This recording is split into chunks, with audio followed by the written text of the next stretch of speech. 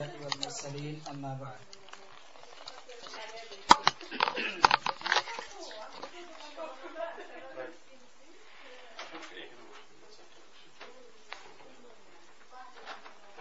আল্লাহ জাল্লা জালালুহু আম্মা নাওয়ালুহু আমাদেরকে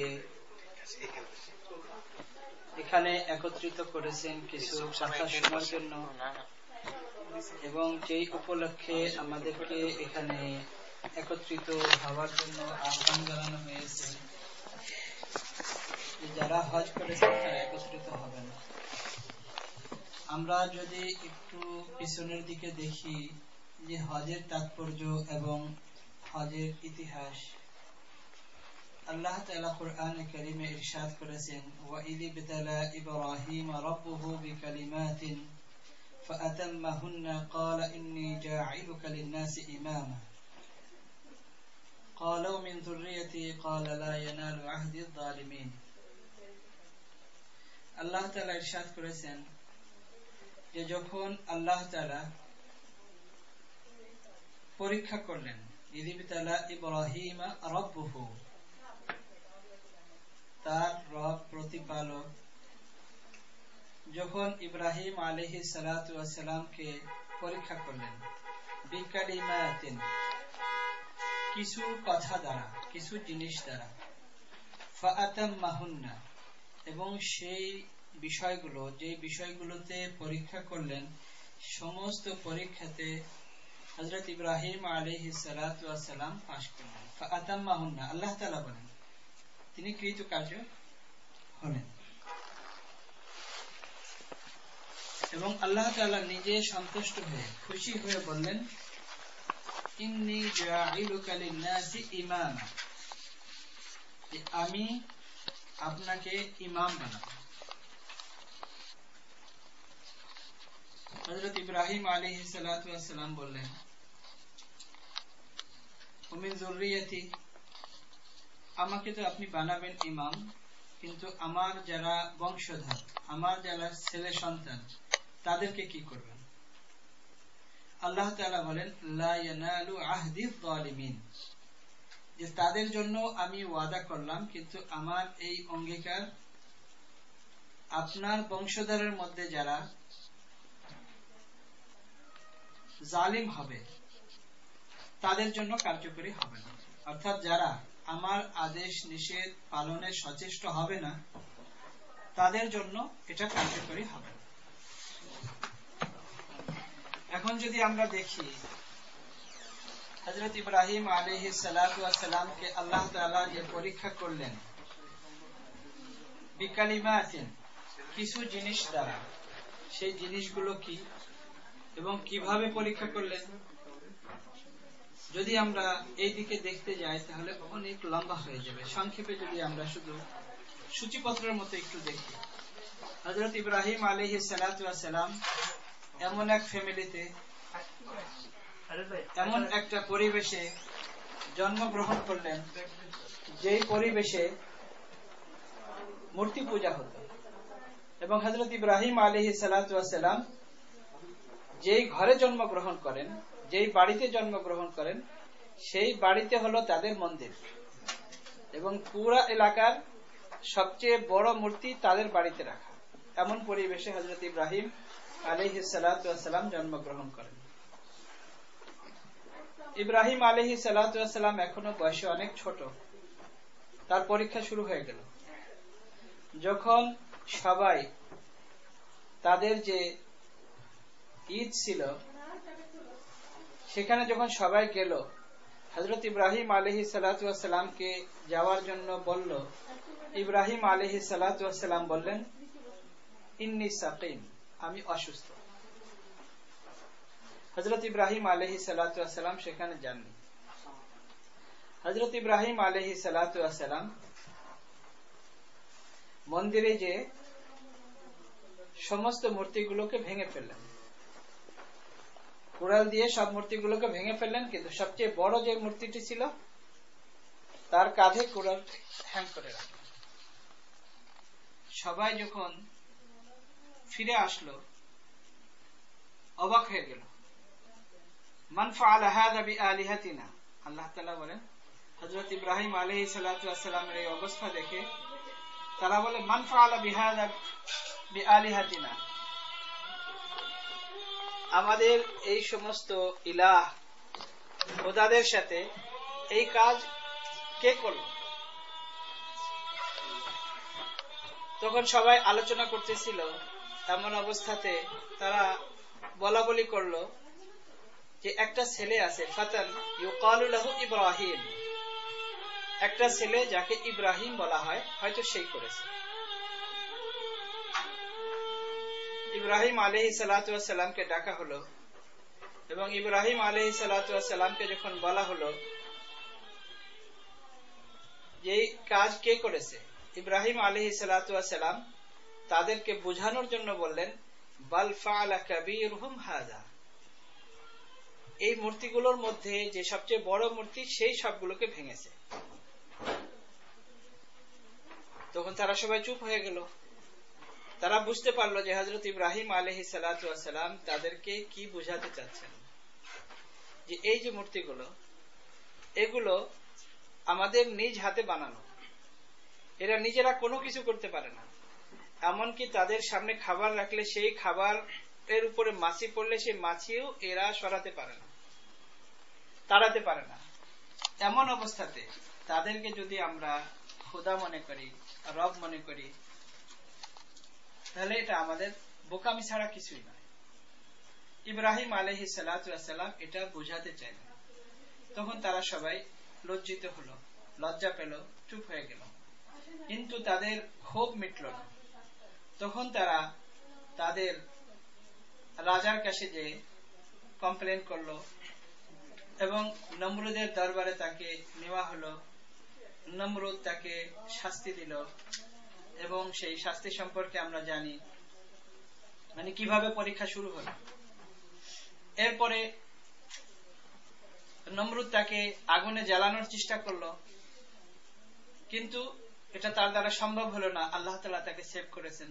কোরআনে কারীম আল্লাহ তাআলা বলেছেন, ইয়া নারু কুনি বারদান ওয়া সালামান আলা ইব্রাহিম, আল্লাহ তাআলা আগুনকে হুকুম করেছেন, ঠান্ডা হয়ে গেল, প্রশমিত হলো।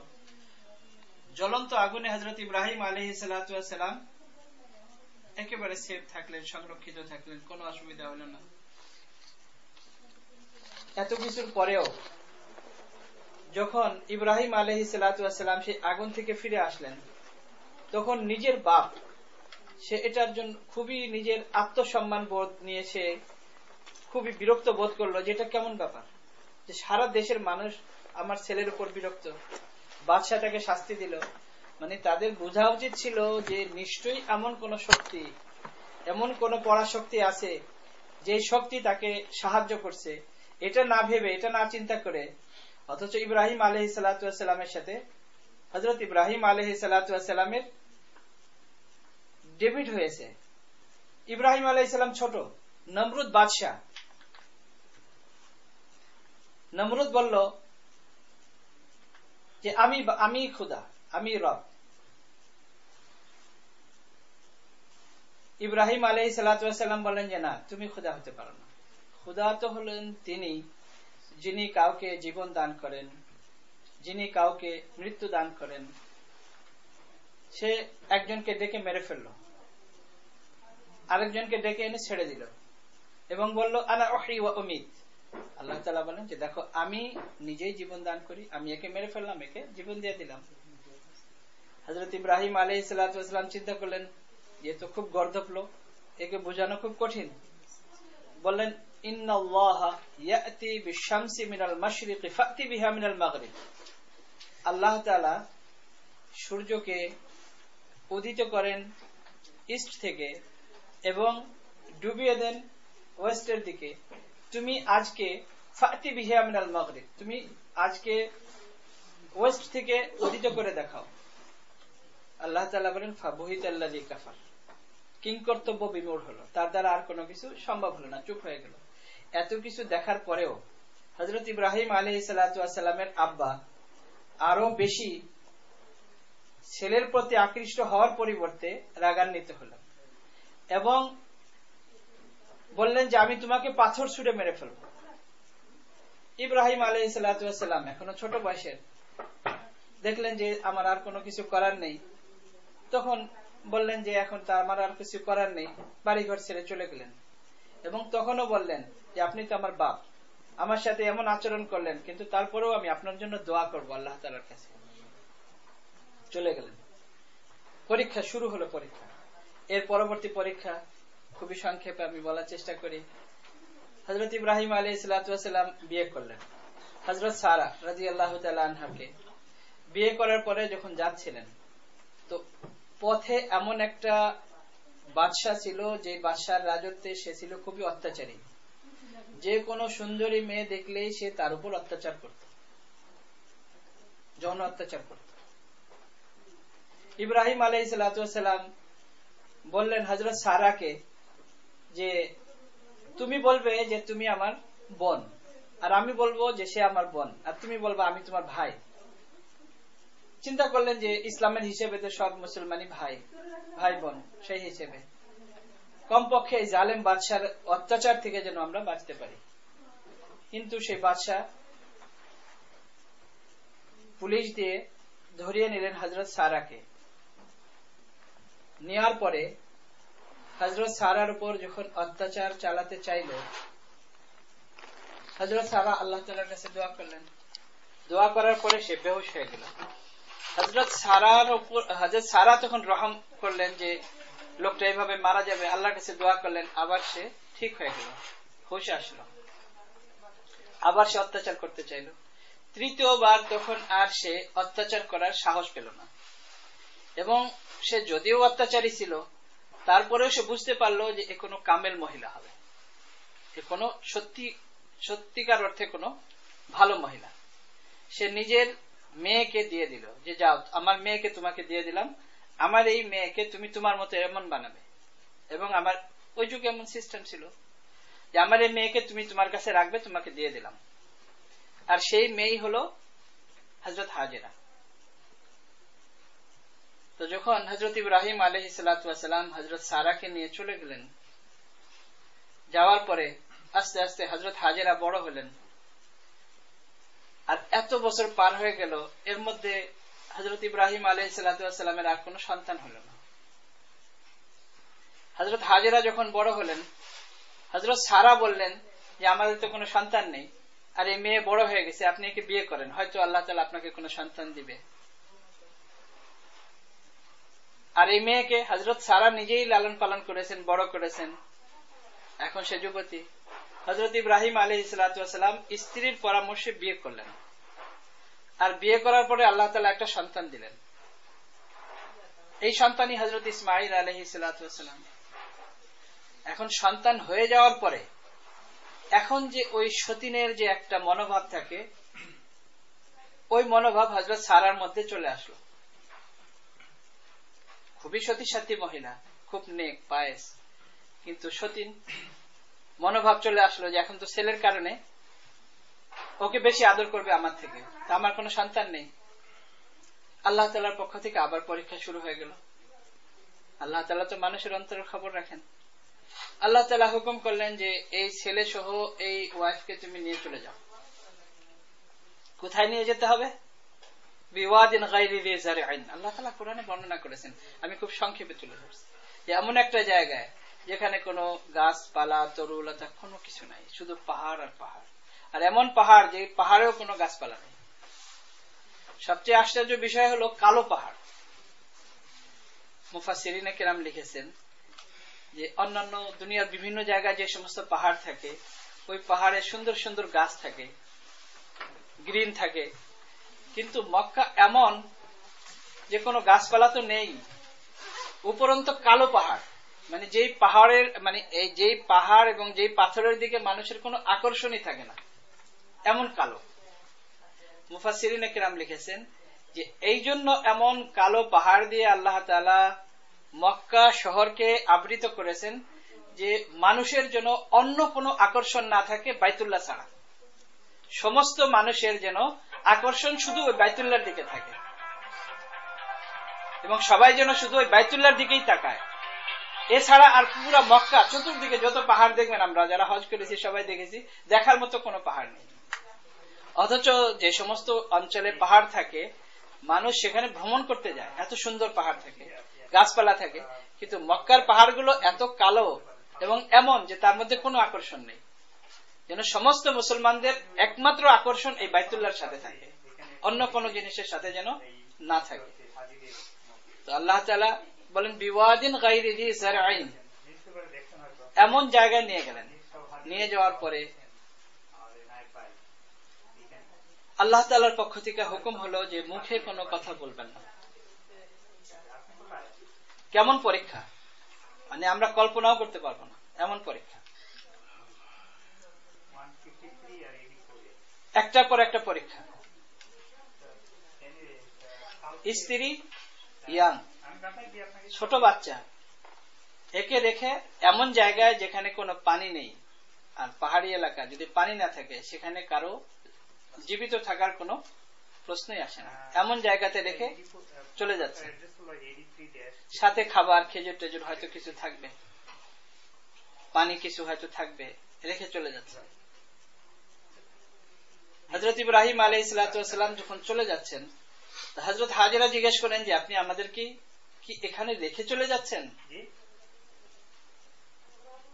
ইব্রাহিম আলাইহিস সালাম কোনো উত্তর দিচ্ছেন, শুধু চলে যাচ্ছেন। পিছনে পিছনে যে হযরত হাজেরা বলেন, আপনার রব কি এইভাবে আপনাকে আদেশ করেছেন? তাও মুখে বলেন না, মাথা দিয়ে বলেন হ্যাঁ। মুখে কোনো কিছু উচ্চারণ করেননি, মাথা দিয়ে। হযরত হাজেরা বলেন ইদান লা ইউদাইয়ুনা, যদি আপনার রব এইভাবে হুকুম করে থাকে তাহলে আল্লাহ তাআলা আমাদেরকে ডিস্ট্রয় করবেন। পরীক্ষা শুরু হয়ে গেল। হযরত ইব্রাহিম আলাইহিস সালাম স্ত্রীকে এবং এই কোলের শিশুকে রেখে চলে গেলেন। হযরত ইব্রাহিম আলাইহিস সালামের মনে কেমন ওই সময় একটা অবস্থা হবে, হযরত হাজেরার মনে কেমন একটা অবস্থা হবে, আমরা যদি একটু চিন্তা করি।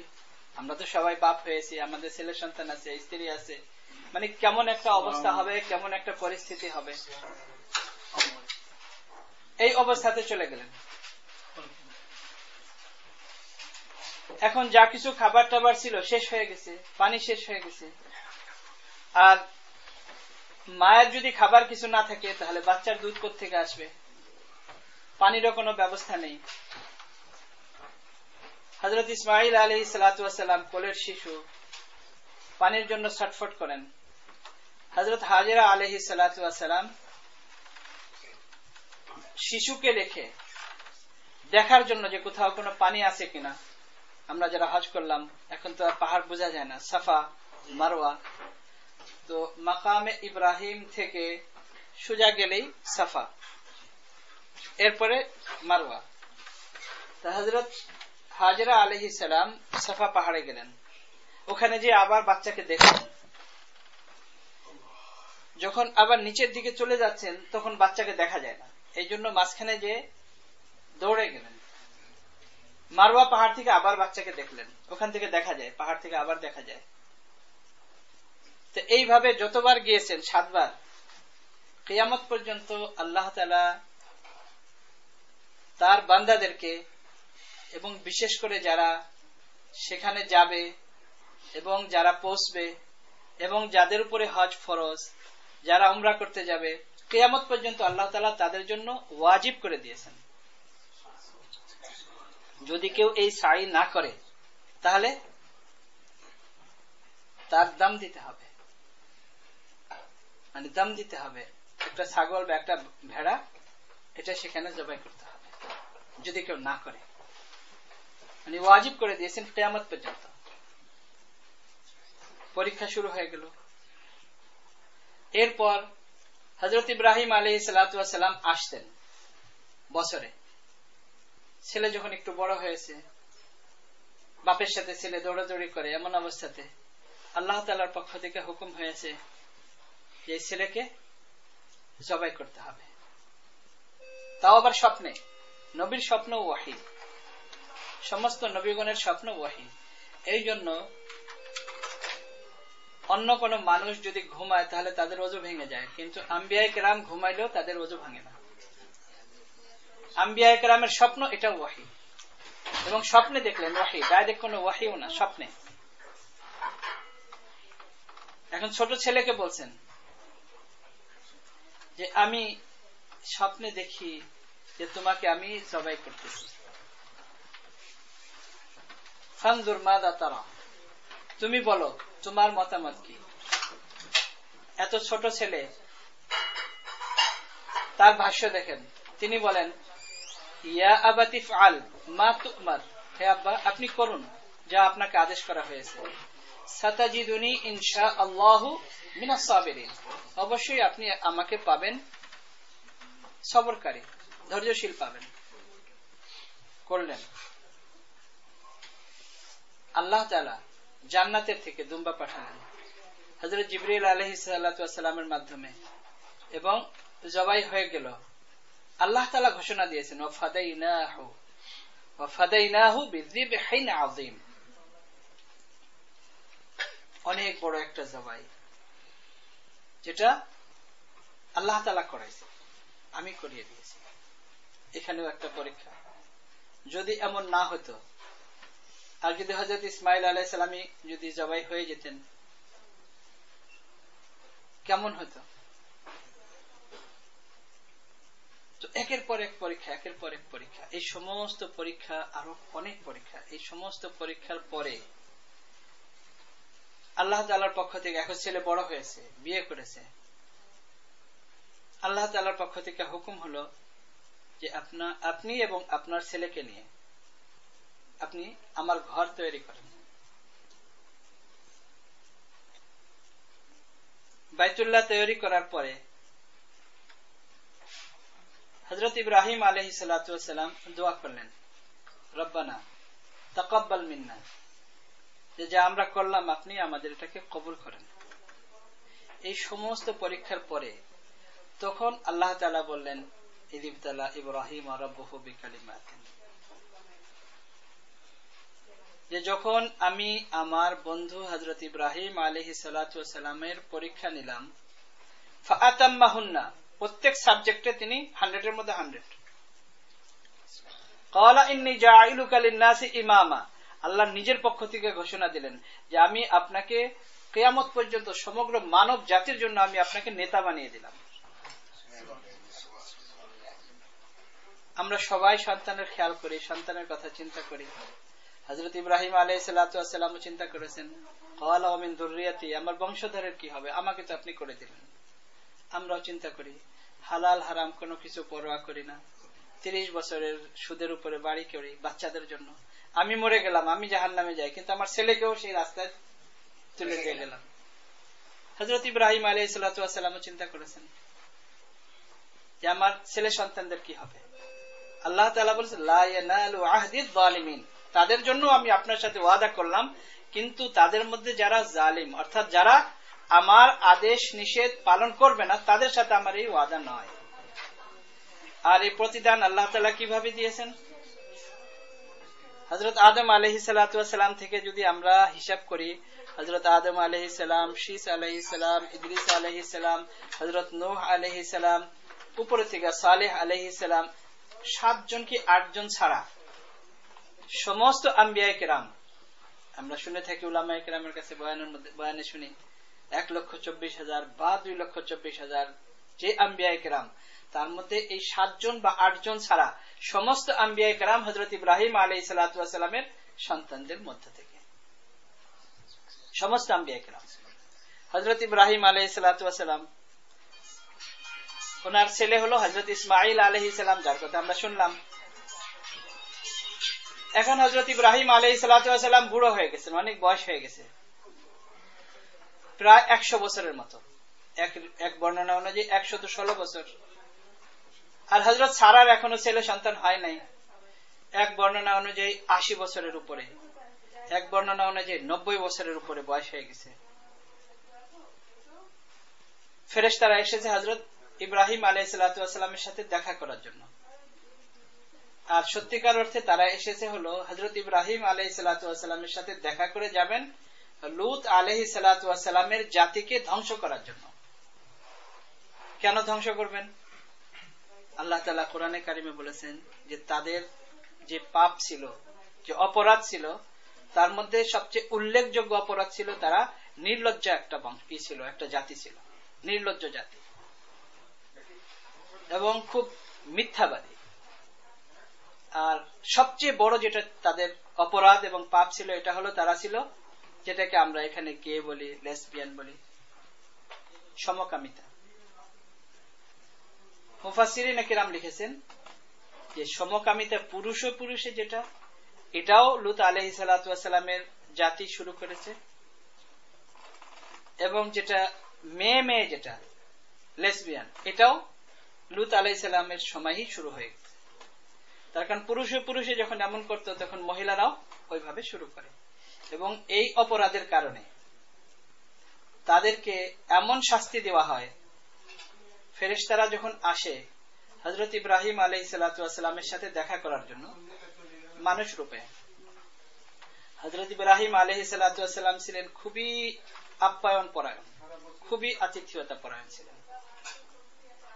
সাথে সাথে একটা ছাগলের বাচ্চা জবাই করে একেবারে পাকিয়ে পেশ করলেন। তারা সবাই হাসেন। ফেরেশতারা বলেন, ইন্না রুসুলুর রাব্বিক, আমরা তো মানুষ, আমরা আপনার রবের ফেরেশতা, আমরা এসেছি দুটা জিনিসের জন্য। একটা হলো আপনাকে একটা শুভ সংবাদ দেব, আর আরেকটা হলো যে আমরা লূত আলাইহিস সালাতু ওয়াস সালামের জাতিকে আমরা ডিস্ট্রয় করে দেব।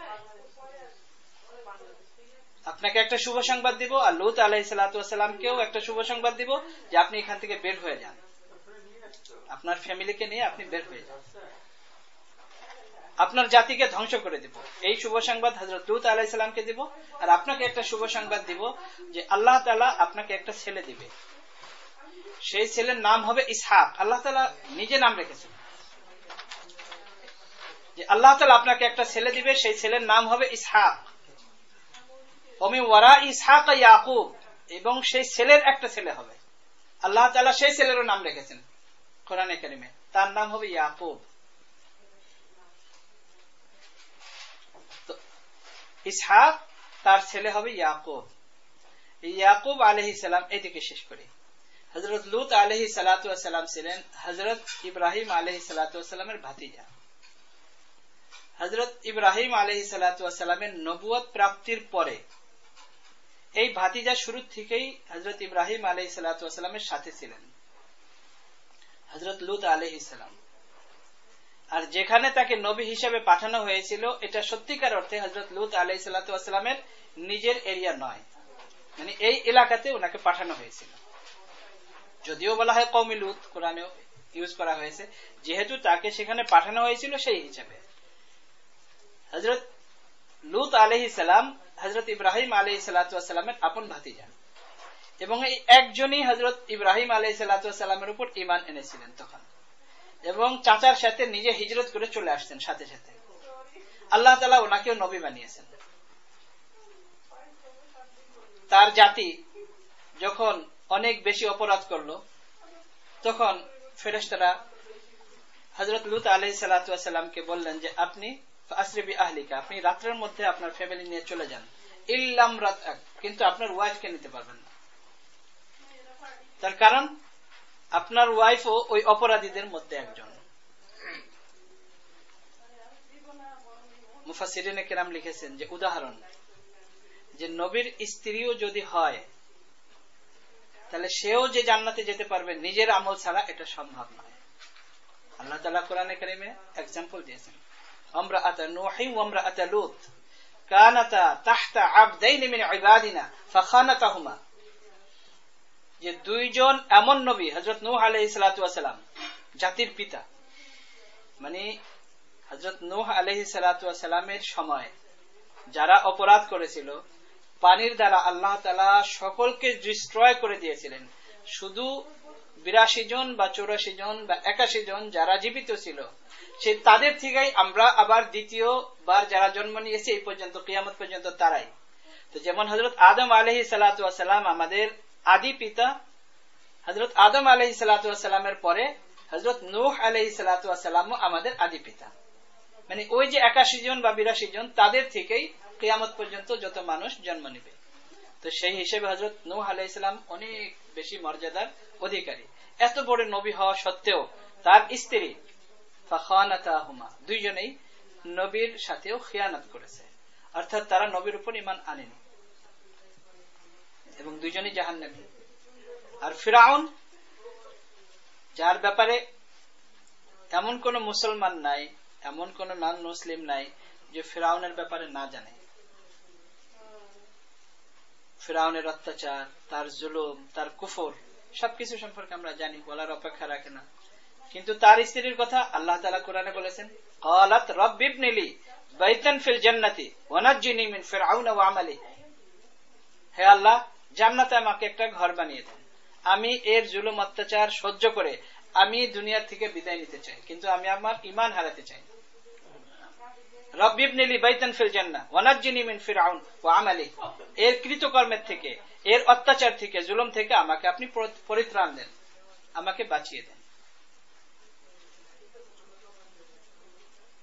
তো লূত আলাইহিস সালাতু ওয়াস সালামের জাতিকে আল্লাহ তাআলা ধ্বংস করেছিলেন এই সমকামিতার কারণে। আমাদের জন্য লজ্জার বিষয় যে আমরা এতদিন শুধু এই সমস্ত দেশে শুনতাম, এখন আমাদের বাংলাদেশের পত্র পত্রিকায় আসে যে বাংলাদেশেও নাকি 10% মানুষ সমকামী, মহিলা পুরুষ। আমাদের জন্য দুঃখের বিষয়।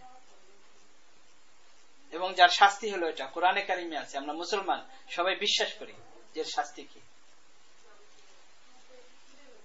এটা তো আল্লাহ তাআলা দিয়েছিলেন নবীর জামানায়, পরবর্তীতে শাস্তি কি সমকামিতা?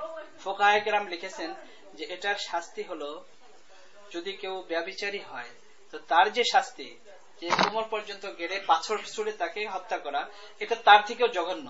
ইমাম আবু হানিফা রাহমাতুল্লাহ আলাইহি বলেছেন যে এর শাস্তি হলো তাকে পাহাড়ের চূড়ায় নিয়ে সেখান থেকে ফেলে দেওয়া। এটা হলো দুনিয়ার শাস্তি, আর আখিরাতে তো আছে। যাই হোক, এই দিক থেকে হলো হযরত লূত আলাইহিস সালাতু ওয়াস সালামকে এই সংবাদ দেওয়ার জন্য। আর আপনাকে একটা সংবাদ দিব যে আল্লাহ আপনাকে একটা ছেলে দিবে, বয়স কত? 116 বা 100-র উপরে। আর স্ত্রী দাঁত একটাও নেই, বুড়া হয়ে গেছেন, বন্ধা নারী, বাচ্চা হবে না। কিভাবে হবে আমার? এতদিন বাচ্চা হয় নাই। আল্লাহ তাআলা বলেন যে আপনাকে, ফেরেশতারা বলেন যে আল্লাহ তাআলা আপনাকে একটা ছেলে সন্তান দিবে, তার নাম হবে ইসহাক, আর ইসহাকের একটা সন্তান হবে, তার নাম ইয়াকুব। এখন আমরা এদিকে আসি, ইয়াকুব আলাইহিস সালাতু ওয়াস সালামের যে 12 সন্তান ছিল, সূরা ইউসুফ আমরা পড়ি, আহাদা আশারা কাওকাবান। তা আহাদা আশারা কাওকাবান মানে 11 স্টার্স, মানে 11 স্টার হলো এই 11 ভাই আর নিজে একজন, 12 জন। ইয়াকুব আলাইহিস সালামের এই 12 সন্তান, এই 12 সন্তানই ইউসুফ আলাইহিস সালাতু ওয়াস সালামকে যখন কূপের মধ্যে ভাইরা ফেলে দেয়, এটা লম্বা হিস্টোরি, ফেলে দেওয়ার পরে আল্লাহ তাআলা তাকে এমন করে দিবেন যে এক সময় তিনি বাদশা হয়ে গেছেন। এবং এই ভাইদের এক সময় এমন পরিস্থিতি হয় যে তারা আবার সাহায্যের জন্য এখানে আসেন। ইউসুফ আলাইহিস সালাম তাকে চিনেন, আর তাদের যেহেতু কল্পনার মধ্যেও নাই যে ইউসুফ এমন হতে পারে, তারা তো মনে করেছে যে কূপের মধ্যে সে মারা গেছে অনেক আগেই। তখন তার বয়স প্রায় 40 বছর, 40 বছরের বেশি। ইয়াকুব আলাইহিস সালামের সাথে যে তার সাক্ষাৎ হয়েছে, তখনই ইউসুফ আলাইহিস সালাম, মানে 40 বছর পরে সাক্ষাৎ হয়েছে। আর যখন ভাইরা তাকে ফেলেছে তখন তার বয়স প্রায় 11-12 বছর, তো প্রায় 52-53 বছর পরে, মানে ভাইদের সাথে দেখা হলো প্রায় 40 বছরের বেশি। তো ভাইদের চিন্তা, মানে চিনার কথা না, চিন্তায় থাকার কথা না, কিন্তু ইউসুফ আলাইহিস সালাম তো ভাইদের সবাইকে চিনেছেন। এটাও লম্বা হিস্টোরি। যাই হোক, ইউসুফ আলাইহিস সালাম আব্বা আম্মাকে, ইয়াকুব আলাইহিস সালামকে, ভাইদের সবাইকে ইজিপ্টে নিয়ে আসেন। আনার পরে এখানে তাদের রাজত্ব চলতে থাকে এবং এদের মধ্যে থেকে চলতে চলতে এক সময় এমন আসে যে যখন মানুষ দুনিয়ার দিকে একটু ঝুঁকে যায়, তখন আখিরাতের চিন্তা একটু কমে যায়। এরা যে নবীর বংশের এবং নবীর ছেলে সন্তান এবং এদের বংশেও নবী, আস্তে আস্তে আস্তে আস্তে এটা কমে যায়। যখন এটা কমতে থাকে তখন ওই এলাকার যারা লোকাল, এরা তো হলো এমিগ্রেন্ট, আর যারা ওখানে লোকাল ছিল, যারা কীর্তি, এই ফেরাউনের বংশের যারা, তারা হলো সেখানে লোকাল। এখানে যেমন আসলে আমরা যাদেরকে বলি রেড ইন্ডিয়ান, ওইরকম ওখানে যারা লোকাল, তারা আস্তে আস্তে এটা বুঝতে থাকে, তাদের অনুভূতি জাগে যে আমরাই তো এই এলাকার, আসলে এরা তো ইমিগ্রেন্ট হয়ে এসেছিল, আর এরা আমাদের উপর ক্ষমতা দেখাচ্ছে, সবকিছু করছে। তো তখন তাদের মধ্যে আস্তে আস্তে দ্বন্দ্ব হতে থাকে। হতে হতে একসময় এমন আসে যে তখন ক্ষমতা এদের থেকে ছুটে আবার যারা লোকাল তাদের হাতে চলে যায়। যখন তাদের হাতে আবার ক্ষমতা চলে যায়, যাওয়ার পরে তখন এদের উপর অত্যাচার শুরু হয়।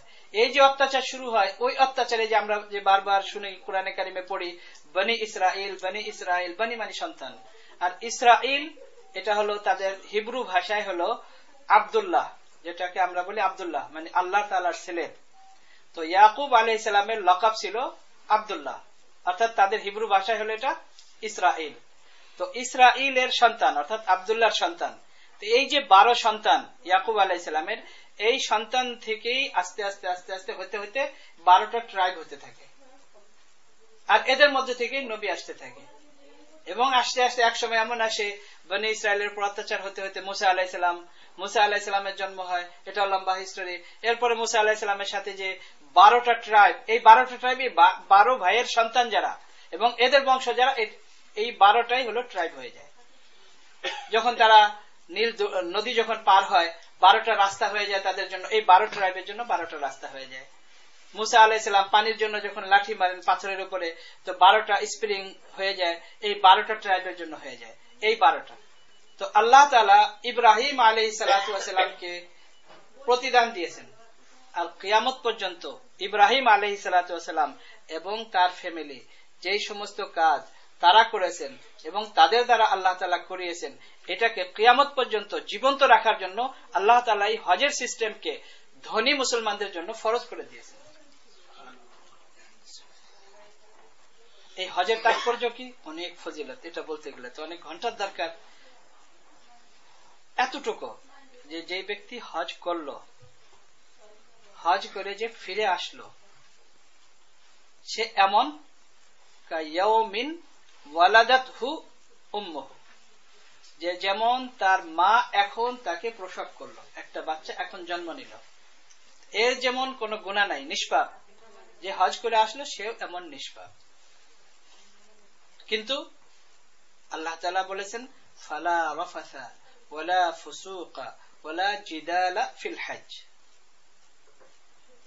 আল্লাহ তাআলা জানতেন যে হজের সময় কি হবে, এত মানুষ একত্রিত হবে, আগে তো এত মানুষ হতো না, কিন্তু আল্লাহ তাআলা কোরআনে আগেই বলেছেন যখন অনেক মানুষের সমাগম হবে, তখন অনেক মানুষের সমাগমের কারণে নিজেদের মধ্যে ঝগড়া গন্ডগোল হবে, কথা কাটাকাটি হবে, অনেক সমস্যা হবে, কিন্তু এগুলো কিছু করা যাবে না। ফালা রাফাসা, এমনকি কারো দিকে খারাপ দৃষ্টি দিয়ে তাকানো যাবে না, কোনো মহিলার দিকে, নিজের স্ত্রীর সাথেও সঙ্গম করা যাবে না হজের সময় ইহরাম পরার পরে, অন্য কোনো মহিলার দিকে তাকানো যাবে না। ফালা রাফাসা ওয়ালা ফুসুকা, কোনো গালিগালাজ করা যাবে না। আমাদের সিস্টেম এমন হয়ে গেছে যে টিকিট করার সাথে সাথে যাওয়ার আগেই যে গ্রুপের সাথে যায় তার সাথে ঝগড়া শুরু হয়ে যায়।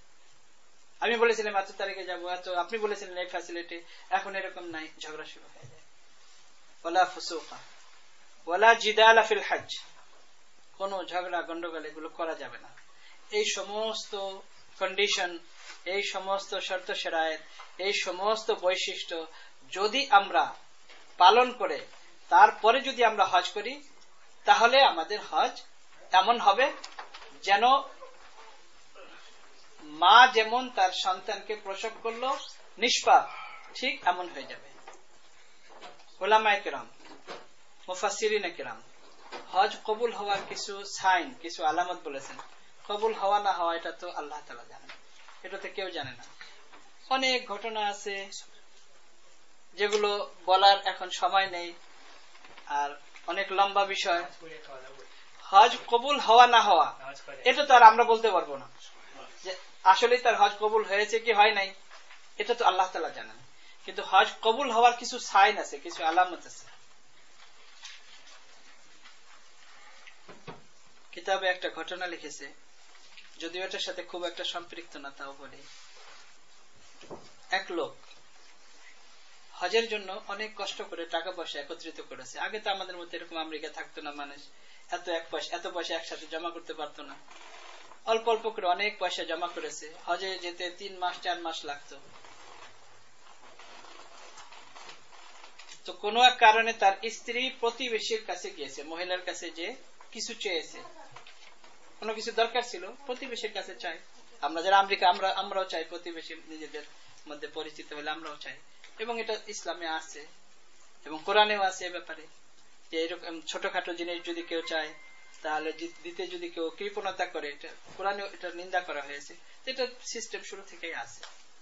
প্রতিবেশী মহিলার কাছে কোনো কিছু চাওয়ার জন্য গিয়েছে, তো সেই মহিলা বলেছে যে না, আমি যা কিছু পাকাচ্ছি এটা আপনার জন্য হারাম। কিভাবে হারাম? আপনি গোশত পাকাচ্ছেন? হ্যাঁ, আমরা এতদিন পর্যন্ত অভুক্ত এবং এমন পর্যায়ে চলে গেছি যে এখন আল্লাহ তাআলা এই হারামকে আমাদের জন্য হালাল করে দিয়েছেন। কোরআনে কারিমে আছে ভিন্ন একটা বিষয়, যে আমরা একটা মৃত একটা গরুর গোশত নিয়ে পাকাচ্ছি বাচ্চাদেরকে খাওয়ানোর জন্য। এমন অভুক্ত আমরা এতদিন থেকে, এটা আমাদের জন্য এখন হালাল, আপনার জন্য হারাম। তো মহিলা খুব প্রভাবিত হয়েছে যে আমাদের প্রতিবেশী, আমরা এতটুকু খোঁজ খবর নেইনি। স্বামীকে বলেছে, আর হজে যাওয়ার জন্য সে পয়সা জমা করেছে, যাবে একসাথে গ্রুপের সাথে যেতে, মানে এরকম না, কিন্তু তারাও যেত 3-4 মাসের জন্য একসাথে যেত। সে সমস্ত পয়সা স্ত্রীকে দিয়ে বলেছে সব একে দিয়ে দাও। সমস্ত পয়সা যা হজের জন্য একত্রিত করেছিল সব ওই মহিলাকে দিয়ে দিয়েছে। এখন যাদের সাথে হজে যাবে শহরের যারা, তারা সবাই বলছে না ভাই আমি যেতে পারবো না, আমি এই বছর আমার দ্বারা সম্ভব না, যায়নি হজে। তো যারা তার সাথে হজে গিয়েছে তারা দেখে সে এই লোকটা অফ করে। তো হজের পরে যখন এরা এসেছে, এরা দেখে যে এই লোকটা অফ করে, তো বলে ভাই আপনি কবে গেলেন? আপনি বললেন যে আমি যাবো না, কিন্তু আপনাকে দেখলাম তো অফ করতে। বলে না ভাই আমি তো যাইনি হজে। বলে না, আপনাকে আমি নিজে চোখে দেখেছি তো অফ করতে। তো কার হজ কবুল হবে এটা তো আমরা বলতে পারবো না, আল্লাহ জানে। এ তো হজে যায়নি কিন্তু আল্লাহ কবুল করেছে। আর যারা হজে গেছি আমাদেরটা কবুল হবে কিনা এটাও জানি না আমরা, কিন্তু কিছু সাইন আছে, আলামত আছে। উলামায়ে কেরাম অনেকগুলো সাইন লিখেছেন। তার মধ্যে সবচেয়ে বড় সাইন হলো যে হজের আগে এবং পরে তার মধ্যে কতটুকু পরিবর্তন আসলো, তার আখলাক, তার কথাবার্তা, তার আমল, তার ইবাদত বন্দেগী, এগুলোর মধ্যে যদি পরিবর্তন আসে তাহলে বোঝা যাবে যে হ্যাঁ সে হজ করেছে এবং তার হজ আল্লাহর কাছে কবুল হয়েছে। এবং সুন্নাতের পাবন্দী, তার মধ্যে সবচেয়ে বড় আমল যেটা, এটা হলো যেটা আমাদের মুখের দাড়ি। উলামায়ে কেরাম লিখেছে, এখন দাড়ি এমন একটা ওয়াজিব বিষয় যে যেটা মুসলমানের ইউনিফর্ম। কোন ইউনিফর্ম ছাড়া যদি, এদেশে তো ট্রাফিক পুলিশও নাই, তারপরে মিনহাটনে মাঝে মধ্যে দেখা যায় আমাদের দেশে যেমন ট্রাফিক পুলিশ দাঁড়ায় রাস্তায়, তো ইউনিফর্ম না পরে সে যদি টি শার্ট পরে আর যদি জিন্স পরে আর যদি দাঁড়ায়, কোন গাড়ি থামাবে? থামাবে না। তো প্রত্যেকটা মুমিনের ইউনিফর্ম হলো তার দাড়ি রাখা। এবং হযরত আদম আলাইহিস সালাম থেকে নিয়ে রাসূলুল্লাহ সাল্লাল্লাহু আলাইহি ওয়াসাল্লাম পর্যন্ত প্রত্যেক নবী দাড়ি রেখেছেন এবং রাখার আদেশ করেছেন। এটাকেই বলা হয় যে 10টা জিনিস সমস্ত নবীদের সুন্নত। এই সুন্নত মানে হলো যে আমরা যে ফরজ ওয়াজিব সুন্নত, এই সুন্নত নয়। এই সুন্নতের অর্থ হলো, এটা হলো সমস্ত নবীদের পদ্ধতি, সমস্ত নবীদের সিস্টেম। যেমন কোরআনে কারিমে আছে ওয়ালান তাজিদা লিসুন্নাতিল্লাহি তাবদীলা, যে আল্লাহ তাআলার সিস্টেমের মধ্যে কোনো ব্যতিক্রম পাবেন না। এই সুন্নাত মানে হলো সিস্টেম, আর দাড়ি রাখা হলো ওয়াজিব, ফরজ ওয়াজিব সুন্নাত যেটা আমরা বলি সেই হিসেবে ওয়াজিব। না রাখা, ফুকাহায়ে কেরাম লিখেছেন, না রাখা ফিস্ক। যদি কেউ দাড়ি না রাখে তাহলে তাকে বলা হবে ফাসিকে মুআলিন। কেউ কষ্ট নেবেন না, আমি মাসলাটা বলে দিচ্ছি। ফাসিকে মুআলিন মানে স্বঘোষিত ফাসিক, যে দাড়ি শেভ করে সে দেখাচ্ছে দেখো আমি ফাসিক, মানে স্বঘোষিত ফাসিক। আমি আর মাসলার দিকে যাচ্ছি না, শুধু আমি এতটুকু অবশ্যই বলবো, যেহেতু এই কথার সাথে সম্পৃক্ত, হজ কবুল হওয়ার যে সমস্ত আলামত, যে সমস্ত সাইন মুফাসসিরিনে কেরাম লিখেছেন, তার মধ্যে এটাও একটা জিনিস। আমি দাড়ি সম্পর্কে আরেকটা কথা না বলে পারছি না, কথাটা খুবই জরুরি। ভারতবর্ষের একজন অনেক বড় পণ্ডিত ব্যক্তি, অনেক বড় একজন মুহাদ্দিস, ফাজাইলে আমলের যে লেখক আমরা সব মুসজিদে পড়ি, বহুত বড় আলেম ছিলেন, শেখুল হাদিস হযরত মাওলানা জাকারিয়া সাহেব রাহমাতুল্লাহ আলাইহি। তিনি এই দাড়ির উপরে একটা ভিন্ন কিতাব লিখেছেন। এটা উর্দুতেও লিখেছেন, আরবিতেও লিখেছেন। আরবিতে যে লিখেছেন এটার নাম উজুবুল লিহিয়া, মানে দাড়ি রাখা কেন ওয়াজিব। আর উর্দুতে যে লিখেছেন, উর্দুতে লিখেছেন দাড়ি কা উজুব, যে দাড়ি রাখা কেন ওয়াজিব। তো অনেক দলিল প্রমাণ কোরআন থেকে হাদিস থেকে অনেক কিছু বয়ান করেছেন। তার মধ্যে একটা হাদিস শুনিয়েও দিই আপনাদেরকে। আমি মেইনলি আসলে ওনার কথাটা, ওনার যে উপদেশটা ওটা বলবো, আর যে সমস্ত দলিল উনি ওখানে বর্ণনা করেছেন তার মধ্যে একটা হাদিস শুনিয়ে দিই, বুখারীর একটা হাদিস। রাসূলুল্লাহ সাল্লাল্লাহু আলাইহি ওয়াসাল্লাম যখন উমরা করার জন্য মদিনা থেকে 2 বছর পরে যখন মদিনা থেকে উমরা করার জন্য তার মক্কা ছেড়ে গেছেন অনেক কষ্টে, এবং হুজুর সাল্লাল্লাহু আলাইহি ওয়াসাল্লাম আক্ষেপ করেছেন যে হে মক্কা, হে আল্লাহর ঘর, তোমার সাথে আমার এমন সম্পর্ক, যদি আমার জাতি আমাকে এমন কষ্ট না দিত, আমাকে বাধ্য না করত, তাহলে তোমাকে ছেড়ে আমি যেতাম না। এবং হযরত আবু বকর রাদিয়াল্লাহু তাআলা আনহুর অবস্থা ছিল এমন, হিজরত করে যাওয়ার পরে মদিনাতে যদি কোনো সময় জ্বর আসতো তো মক্কার ঘাসকে স্মরণ করে কাঁদতেন, মানে এমন একটা মহব্বত বাইতুল্লাহর সাথে। স্বাভাবিক, আমাদের নিজেদের দেশের আমরা দেখেন এই দেশে অনেক আরামে থাকি, শান্তিতে থাকি, তারপরেও আমাদের গ্রামের বাড়ি যেখানে অনেক কষ্ট ওটা আমরা স্মরণ করি, আর যেখানে বাইতুল্লাহ আছে তারা কেন করবেন না। 2 বছর পরে হুজুর সাল্লাল্লাহু আলাইহি ওয়াসাল্লাম কিছু সাহাবায়ে কেরামকে নিয়ে উমরার জন্য প্রস্তুতি নিলেন, প্রায় 250-300 সাহাবায়ে কেরাম, যে আমরা শুধু উমরা করবো আর কোনো কিছু না। হুদাইবিয়া নামক স্থানে যাওয়ার পরে মুশরিকিনরা যখন জানতে পারলো মক্কার, তারা এসে বাধা দিল যে না, তোমরা করতে পারবে না। যাই হোক, সংক্ষেপে সেখানে তাদের সন্ধি হলো, চুক্তি হলো যে আগামী বছর এসে আপনারা উমরাতুল কাজা করতে পারবেন, উমরা করবেন, কিন্তু কোনো আপনারা হাতিয়ার নিয়ে আসবেন না, তলোয়ার টলোয়ার অন্য কিছু থাকলে ভিতরে থাকবে, কাবারের মধ্যে, খুলে নিয়ে আসতে পারবেন না। আর আমরা শহরের থেকে একটু বাইরে চলে যাব, আপনারা তওয়াফ করবেন, সবকিছু করতে পারবেন। যাই হোক, এবং তাদের সাথে যে সন্ধি হলো, এই সন্ধির মধ্যে এটাও ছিল যে আগামী 10 বছরের মধ্যে আমরা নিজেদের মধ্যে আর কোনো লড়াই ঝগড়া করব না, যুদ্ধ করব না, একে অপরের বিরুদ্ধে যুদ্ধ করব না, আমরা আমাদের কাজ করব, তোমরা তোমাদের কাজ করবে। কিন্তু যদিও এই 10 বছর কার্যকরী হয়নি, এর মধ্যে আর অনেক কিছু হয়ে গেছে, মুশরিকিন যারা তারা এটাকে মানেনি। তো হুজুর সাল্লাল্লাহু আলাইহি ওয়াসাল্লাম মনে করলেন যে এটা যে আমাদের একটা চুক্তি হলো, এটা তো একটা সুযোগ আমাদের জন্য। সবসময় যেহেতু মুসলমানদের সংখ্যা অনেক কম মদিনাতে, তো সবসময় মুসলমানরা একটা আতঙ্কের মধ্যে থাকতো, কোন সময় সব মুশরিকিন একত্রিত হয়ে অ্যাটাক করে, কি করে।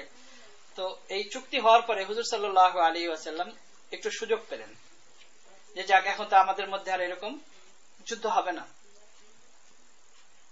তখন হুজুর সাল্লাল্লাহু আলাইহি ওয়াসাল্লাম সারা দুনিয়ার যত বড় বড় বাদশাহ ছিল তাদের কাছে চিঠি লিখলেন, ইসলামের দাওয়াত দিলেন, এবং এই সমস্ত চিঠি সংরক্ষিত বুখারী শরীফের হাদিসে আছে, সব চিঠিগুলো আছে। রোমান এম্পায়ারকে লিখেছেন, পার্সিয়ান এম্পায়ারকে লিখেছেন, আরো অন্যান্য গাসসানের বাদশাকে, বিভিন্ন বাদশাদেরকে লিখেছেন। আমি ওটা শুধু সংক্ষেপে বলবো, এখন ওটা যদি আমি ডিটেল বলি তো অনেক সময়ের দরকার। রোমান এম্পায়ার যে ছিল সে অনেক রেসপেক্ট দেখিয়েছে, যদিও ইসলাম গ্রহণ করেনি, ওটা লম্বা হিস্টোরি। কিন্তু পার্সিয়ান এম্পায়ার যে ছিল, যে বাদশাহ ছিল, সে হুজুর সাল্লাল্লাহু আলাইহি ওয়াসাল্লামের চিঠিকে অনেক অবজ্ঞা করেছে, এবং যেই সাহাবী, চামড়ার উপরে লেখা ছিল, যেই সাহাবী চিঠি পেশ করেছিল তার সামনেই এটাকে টুকরা টুকরা করে ফেলেছে, এবং বলেছে যে এত বড় সাহস আমার ছেলের, আর নিজের নাম আগে লিখেছে। আরবিতে চিঠি লেখার নিয়ম হলো নিজের নাম আগে লিখতে হবে, মিন মুহাম্মদ ইবনে আব্দুল্লাহ ইলা আযীমি ফারিস, নিজের নাম আগে লিখতে হয়। যেন চিঠি লেখার আদব এটাই, যে নিজের নাম আগে লিখবে, যেন যে পড়বে সে যেন আগেই বুঝতে পারে যে কে লিখবে। তো মুহাম্মদ ইবনে আব্দুল্লাহ রাসূলুল্লাহ ইলা আযীমি ফারিস, মুহাম্মদ ইবনে আব্দুল্লাহ যে আল্লাহর রাসূল, তার পক্ষ থেকে যে ফারিসের যে সবচেয়ে বড় ব্যক্তি তার কাছে। তো সে এটা দেখে ছিঁড়ে ফেলেছে যে নিজের নাম আগে লিখেছে আর আমার ছেলে, এখানে মুহাদ্দিসিনে কেরাম লিখেছেন যে আমার ছেলে বেটা সে কিভাবে বলল, আমার ছেলে বেটা সে কিভাবে বলতে পারলো। তার কারণ আরবের উপর থেকে রাজত্ব করতো না, ছেলেব কিভাবে বলল? ছেলেব এই হিসাবে বলল যে রোমান এম্পায়ার আর পার্সিয়ান এম্পায়ারের মধ্যে যুদ্ধ চলছিল, এবং কোরআনে কারিমে এটা আছে গলিবাতুর রোম। এবং এই যুদ্ধ চলতে চলতে একসময় এমন আসলো যে পার্সিয়ান এম্পায়ার একেবারে রোমান এম্পায়ারের অনেকগুলো, এখন তো দেশ, ওই সময় অনেকগুলো এলাকা দখল করে নিল। ইয়ামান এগুলো একেবারে অনেকগুলো এলাকা দখল করে নিল। তো যেহেতু আরব এমন একটা জায়গা যে এখানে কেউ কোনো সময় রাজত্ব করতো না, করতে চাইতো না, আর সেই ইয়ামান থেকে শুরু করে এদিকে আফ্রিকান এই অনেকগুলো দেশ আর এদিকে একেবারে অনেক এরিয়া তার আন্ডারে চলে আসছে, যার কারণ সে মনে করতে এটা তো অটোমেটিক আমার আন্ডারে আছে, এই হিসেবে যে আমার ছেলে হয়ে নিজের নাম আগে লিখেছে। ওই সাহাবী যখন রাসূলুল্লাহ সাল্লাল্লাহু আলাইহি ওয়াসাল্লাম, আমার এই হাদিস আসলে বলা উদ্দেশ্য নয়, দাড়ির ব্যাপারে একটা জরুরি কথা বলা উদ্দেশ্য। যখন ওই সাহাবী রাসূলুল্লাহ সাল্লাল্লাহু আলাইহি ওয়াসাল্লামের কাছে এসে রিপোর্ট দিল, ইয়া রাসূলুল্লাহ, সে তো আল্লাহর দুশমন, আমার সামনে আপনার এই চিঠিকে এমন ভাবে ছিঁড়ে ফেলছে, আমার কিছু করার ছিল না। হুজুর সাল্লাল্লাহু আলাইহি ওয়াসাল্লাম তায়েফের সময় হুজুর সাল্লাল্লাহু আলাইহি ওয়াসাল্লামকে এত পাথর মারার পরেও, এত রক্তে রঞ্জিত হওয়ার পরেও আল্লাহর রাসূল বদদুয়া করেন নাই। উহুদের যুদ্ধে 70 জন সাহাবী শহীদ হওয়ার পরেও হুজুর সাল্লাল্লাহু আলাইহি ওয়াসাল্লামের পুরো শরীর রক্তে রঞ্জিত হওয়ার পরে, এমনকি যে লোহার যে টুপি পরা ছিলেন সেই টুপি মাথার ভিতরে ঢুকে গেছে, দাগ পড়ে গেছে, তারপরেও আল্লাহর রাসূল তাদের জন্য বদদুয়া করেন নাই। বলেছেন আল্লাহুম্মা ইহদি কওমি ফাইন্নাহুম লা ইয়ালামুন, হে আল্লাহ এই জাতিকে তুমি হিদায়াত দাও, আমার এই জাতি বুঝে না, তারা আমাকে চিনতে পারে নাই, এই জন্য করেছে। কিন্তু আল্লাহর রাসূল এখানে সহ্য করতে পারেন নাই। যখন ওই চিঠি ছিঁড়ার কথা বলেছে, আল্লাহর রাসূল আল্লাহুম্মা মাযজিকহু কুল্লা মুমাযজাক, আয় আল্লাহ তুমি তাকে টুকরা টুকরা করে দাও, যেভাবে সে আমার চিঠিকে টুকরা টুকরা করেছে তুমি তাকে টুকরা টুকরা করে দাও। কিছুদিনের মধ্যে ওই বাদশাহ, পার্সিয়ান এম্পায়ার আমরা আজকেও স্মরণ করি, এমন পরিণত হলো যে একেবারে পুরা তার দেশ শেষ হয়ে গেল, ডিস্ট্রয় হয়ে গেল। কিভাবে হলো? তার ছেলে, এর আরেক স্ত্রী ছিল, এর তো অনেকগুলো স্ত্রী ছিল, এর এক স্ত্রীর উপরে তার ছেলে আশেক হয়ে গেল, হয়ে নিজের মাকে মানে সৎ মাকে পাওয়ার জন্য নিজের বাপকে মেরে ফেলল, বাপকে মেরে নিজের সৎ মাকে বিয়ে করল। সৎ মাকে বিয়ে করার পর নিজে কিং, নিজে বাদশাহ ঘোষণা দিল। তো আগের জামানায় হাকিমি ওষুধ থাকতো, একটা শিশিতে ঔষধ ছিল, এটা আসলে ঔষধ ছিল, পয়জন ছিল, সে মনে করেছে এটা ঔষধ, টনিক মনে করেছে, পুরো শিশি খেয়ে ফেলেছে, সে মারা গেছে আল্লাহর পক্ষ থেকে। আল্লাহ রাসূল বলেছেন আল্লাহুম্মা মাযজিকহু কুল্লা মুমাযজাক, মারা গেল। মারা যাওয়ার পরে তার বোন ছিল, তো সবাই মিলে ওই মেয়েকে বাদশা বানাই দিল। হুজুর সাল্লাল্লাহু আলাইহি সাল্লাম এখনো জীবিত। হুজুর সাল্লাল্লাহু আলাইহি ওয়াসাল্লাম যখন জানতে পারলেন, আবু দাউদ শরীফের হাদিস, আল্লাহ রাসূল বলেন লা ইউফলিহা কওমান, সেই জাতি কখনো কামিয়াব হবে না, সফল কাম হবে না। ওয়াল্লাহু আমরাহুম ইমরাআতান, যে তাদের দেশের কর্ণধার কোন মহিলাকে বানায়। তখনও আল্লাহ রাসূল জীবিত। এটা এখানে শেষ করি, এটা আমার বলা উদ্দেশ্য না।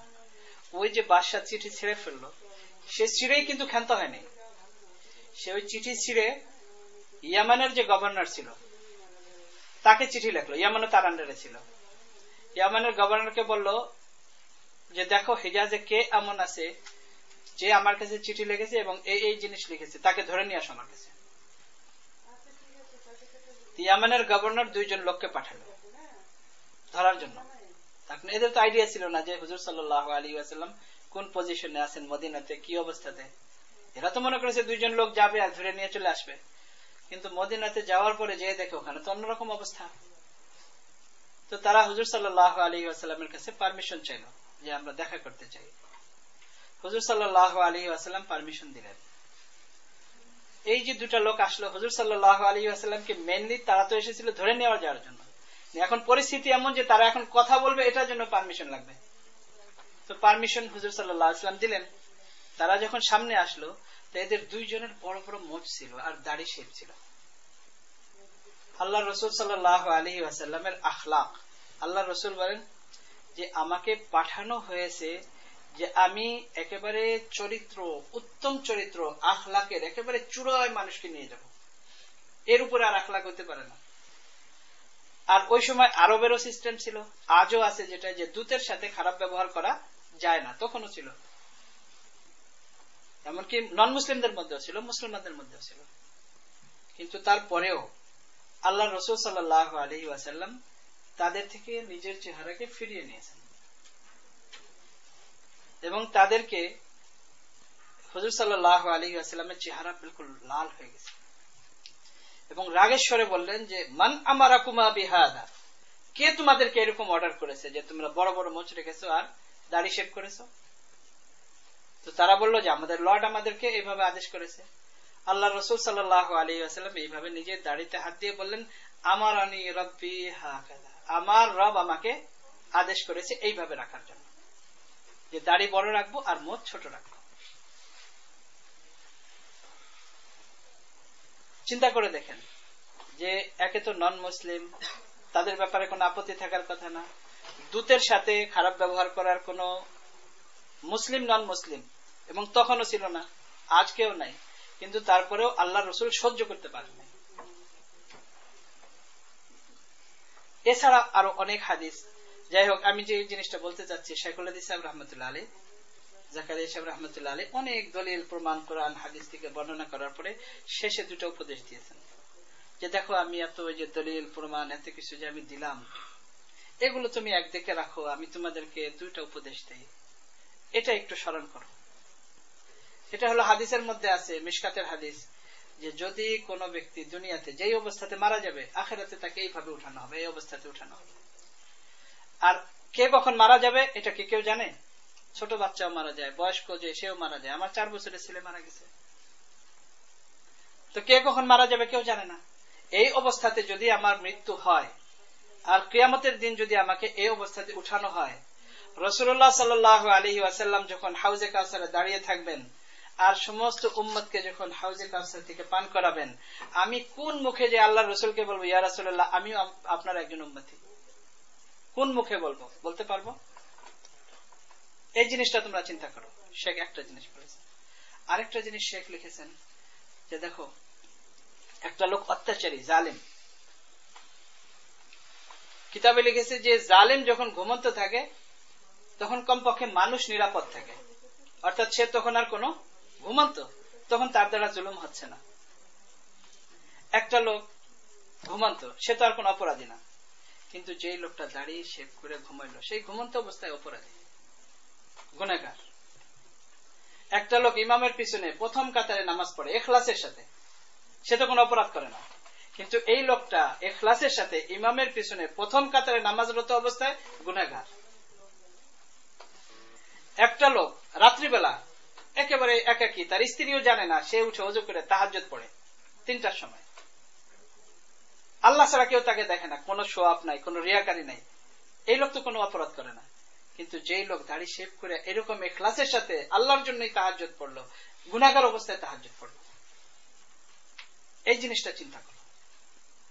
এই দুইটা তোমাদেরকে নসিহত করলাম, আমি ওই শেখের দুইটা কথা আপনাদেরকে শুনিয়ে দিলাম, ভাইদের মধ্যে কেউ খারাপ মনে করবেন না, আমি শুধু আপনাদেরকে শুনিয়ে দিলাম।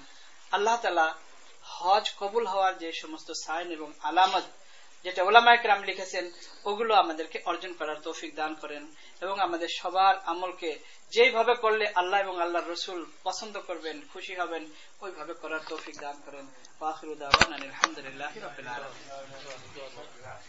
দুরূদ শরীফ, আল্লাহুম্মা সাল্লি আলা সাইয়্যিদিনা মাওলানা মুহাম্মদ بعدد كل شيء معلوم لك عليه وعلى آله وصحبه وبارك وسلم. إليك ربي فحببنا وفي أنفسنا لك ربي فذللنا وفي أعين الناس فعظمنا ومن سيء الأخلاق فجنبنا وعلى الصالح الأخلاق فقومنا وعلى الصراط المستقيم فثبتنا وعلى أعدائك وأعدائنا وأعداء الإسلام فانصرنا اللهم انصرنا ولا تنصر علينا اللهم زدنا ولا تنقصنا اللهم أكرمنا ولا تهنا اللهم ارحمنا ولا تسلط علينا بذنوبنا من لا يخافك ولا يرحمنا سبحان ربك رب العزة عما يصفون وسلام على المرسلين والحمد لله رب العالمين.